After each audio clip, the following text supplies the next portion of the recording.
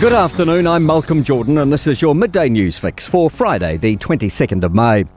More ambulances, greater training and new systems make up the government's latest pre-budget announcement. Ambulance services will be boosted with an extra $35 million over the next 4 years. It will include establishing 2 ambulance hubs in Auckland and more frontline crews and call takers. New Zealand First Leader Winston Peters says the investment will pay dividends. The overall investment is expected to reduce avoidable emergency department transports by around 23,400 each year by 2930. Meanwhile, a report by First Union calls for full government funding and public ownership.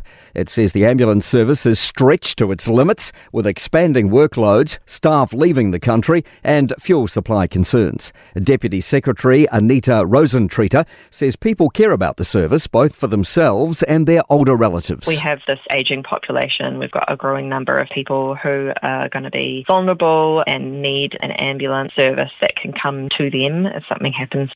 One housing advocate is celebrating the government's move to overhaul the social housing system. It's announced changes to how it assesses who gets homes and will explore ways to encourage more people to leave. It's also adjusting financial accommodation assistance, so those in social housing are worse off and those in private rentals better off.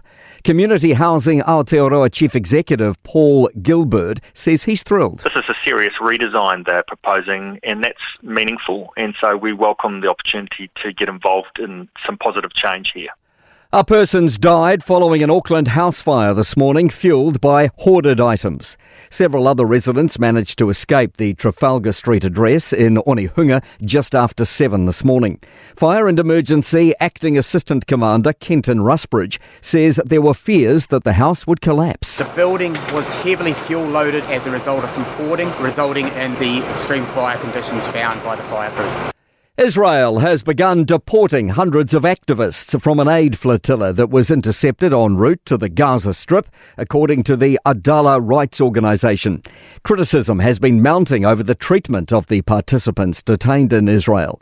Adallah says all participants in the International Gaza Sumud flotilla have been released from prison and deported.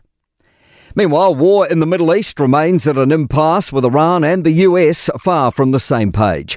Indirect talks are continuing through Pakistani mediators but appear to be making little headway. Tehran's claiming it's expanded military control over the Strait of Hormuz across Oman and the UAE, but Donald Trump's adamant that the US is totally in charge of the global shipping route. He also remains determined to secure any and all stockpiles of enriched uranium, a non-starter in negotiations for Tehran. We will get it. We don't need it. We don't want it. We'll probably destroy it after we get it, but we're not going to let them have it. To sport, cyclist Lawrence Pithy has maintained the general classification lead at the midpoint of the Tour of Dunkirk in northern France. Reassurance from Captain Chris Wood to All Whites fans as football's World Cup looms next month. He's declared himself back to full fitness after almost 6 months on the sidelines with a knee injury until 6 weeks ago. And a grim outlook for Southampton manager Tonda Eckert.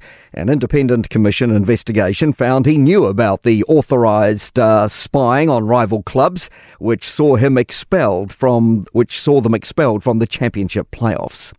I'm Malcolm Jordan. That's your latest news fix. We'll be back with the next update at 5 p.m. from the Newstalk ZB newsroom.